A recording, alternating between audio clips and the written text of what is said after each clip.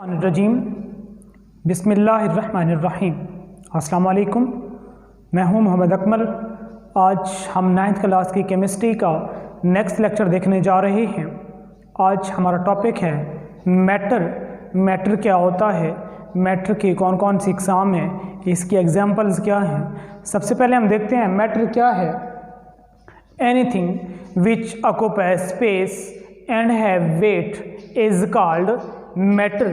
कोई भी चीज़ जिसका वज़न होता है एंड वो जगह घेरती है या उसका वॉल्यूम होता है, उसे हम किस चीज़ का नाम देते हैं, मैटर का।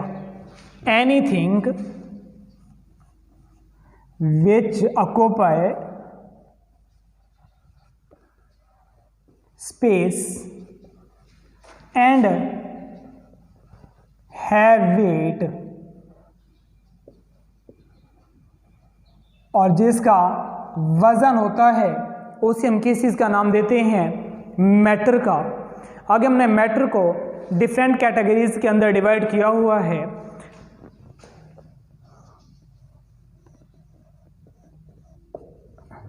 मैटर डेफिनेशन तो हमने देख ली कि anything which occupy space and have weight is called matter.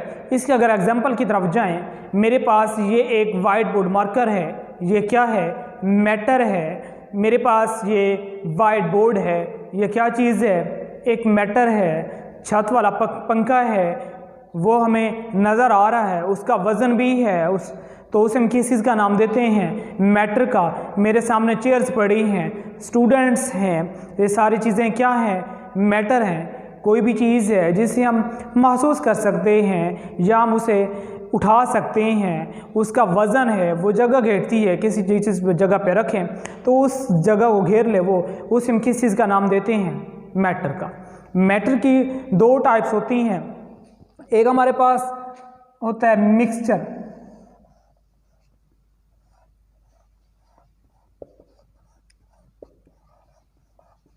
ठीक हो गया। एक हमारे पास क्या होता है, मिक्सचर होता है। दूसरा हमारे पास जो होता है उसे हम कहते हैं सब्सटेंस।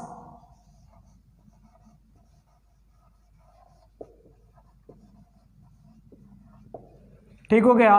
मैटर को दो चीज़ों के अंदर डिवाइड किया गया है, मिक्सचर के अंदर और सब्सटेंस के अंदर। जो हमारे पास मिक्सचर होता है, ये मज़ीद दो एग्जाम होती हैं। एक हम कहते हैं होमोजीनियस मिक्सचर, ठीक है। दूसरा हमारे पास होता है हेट्रोजीनियस।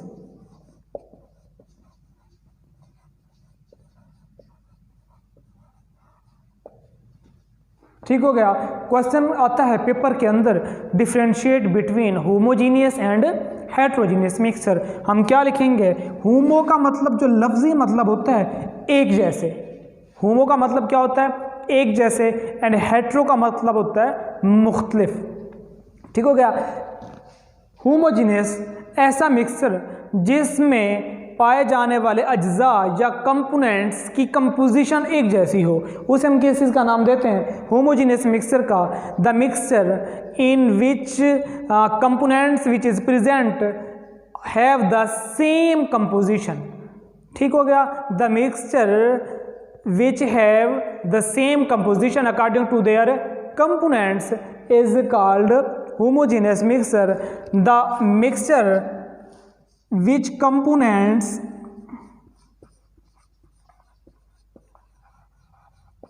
have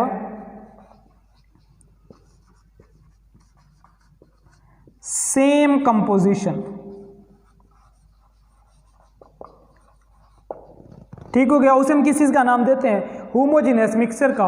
और हेट्रोजीनियस हमारे पास होते हैं द components have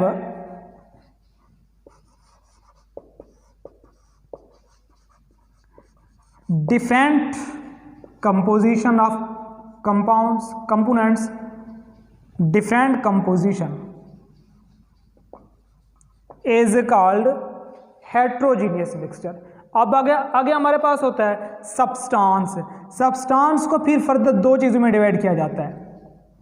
एक हमारे पास होते हैं कंपाउंड दूसरा हमारे पास होता है एलिमेंट।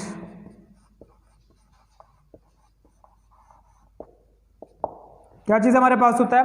एलिमेंट। अब हम देखते हैं कि एलिमेंट क्या होता है। The substance which can not be broken into small units by chemical process is called elements. ऐसा सब्सटेंस जिसको केमिकल प्रोसेस के ज़रिए सादा अज़ा में तकसीम या सादा यूनिट्स में तकसीम नहीं किया जा सकता, उसे हम किस चीज़ का नाम देते हैं? एलिमेंट्स का। एलिमेंट्स की तारीफ क्या लिखेंगे इधर? The substance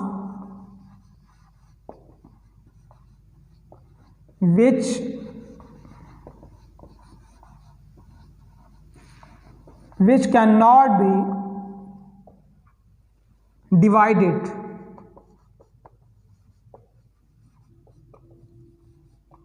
into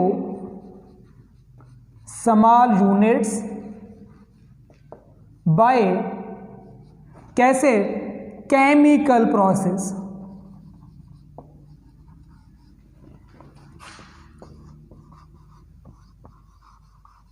is called elements. Start के अंदर ओनली सिर्फ 9 एलिमेंट्स दरियाफ्त हो चुके थे, लेकिन जब 19th सेंचुरी स्टार्ट होती है, 19th सेंचुरी के अंदर 63 elements are discovered, but now 118 elements discover हो चुके हैं, जिनमें से 92 एलिमेंट्स क्या हैं? बायो एलिमेंट्स हैं। बायो एलिमेंट्स वो होते हैं जो ह्यूमन बॉडी, लिविंग थिंग्स की बॉडी में इन्वॉल्व होते हैं, उन हम किस एलिमेंट्स का नाम देते हैं? बायो एलिमेंट्स का। ठीक है। उसके बाद हमारे पास एक और चीज़ होती है जिसे हम कहते हैं physical properties and chemical properties.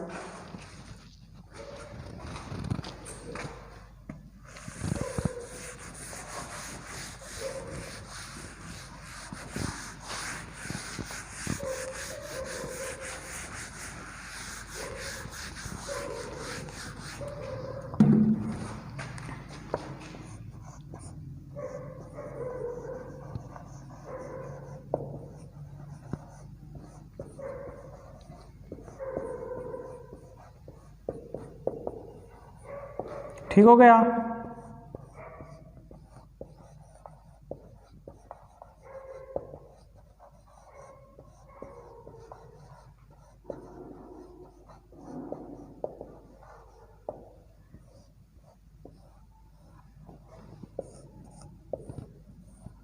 Physical properties and chemical properties. Physical properties क्या होती हैं? The properties which can not be changed chemical composition, जिसकी केमिकल कंपोजिशन कभी भी चेंज ना हो, उसे हम किस चीज़ का नाम देते हैं? Physical properties. उसके बाद हमारे पास होता है chemical properties. The properties which chemical composition will be changed, जिसकी केमिकल कंपोजिशन चेंज हो जाए, उसे हम किस चीज़ का नाम देते हैं? केमिकल प्रॉपर्टीज़ का। फिजिकल प्रॉपर्टीज़ क्या होती हैं? The properties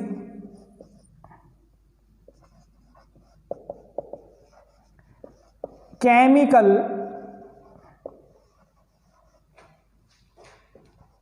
composition can not be changed.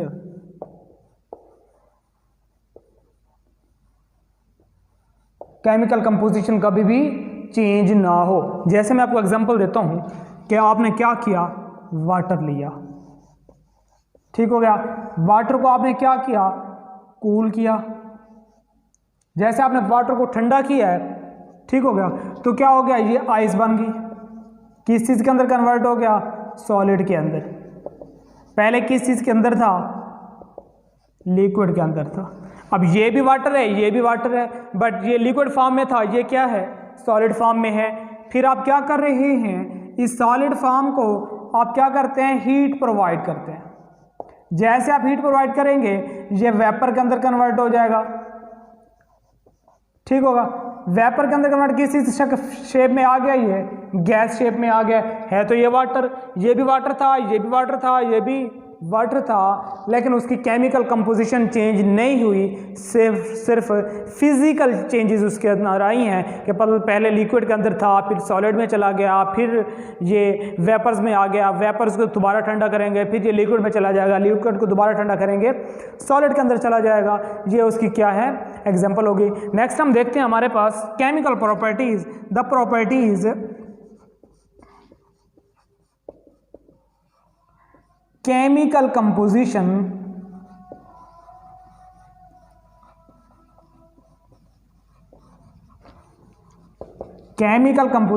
will be changed, जिसकी केमिकल कंपोजिशन क्या हो जाए, तब्दील हो जाए, उसे हम किस चीज़ का नाम देते हैं, केमिकल प्रॉपर्टीज़ का। मैं आपको एग्जांपल देता हूँ। जैसे हमारे पास है H2 प्लस O2, ठीक हो गया। इन दो को हमने क्या किया, मिक्स किया, हमारे पास क्या बन गया, H2O।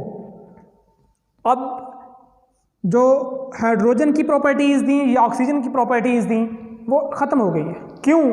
क्योंकि इनकी जो केमिकल कंपोजिशन थी वो चेंज हो गई है। अब एक वाटर बन गया है। वाटर की केमिकल कंपोजिशन कुछ और होंगी, ऑक्सीजन की कुछ और होंगी, और हाइड्रोजन की केमिकल कंपोजिशन कुछ और होंगी। ये थे हमारे पास केमिकल प्रॉपर्टीज़ होगी। नेक्स्ट हम देखते हैं कुछ एलिमेंट्स हमारे पास होते हैं लिक्विड फॉर्म में पाए जाते हैं, कुछ हमारे पास एलिमेंट्स जो हैं वो सॉलिड फॉर्म में होते हैं, मेटल्स की फॉर्म में होते हैं, कुछ होते हैं हमारे गैस की फॉर्म में होते हैं।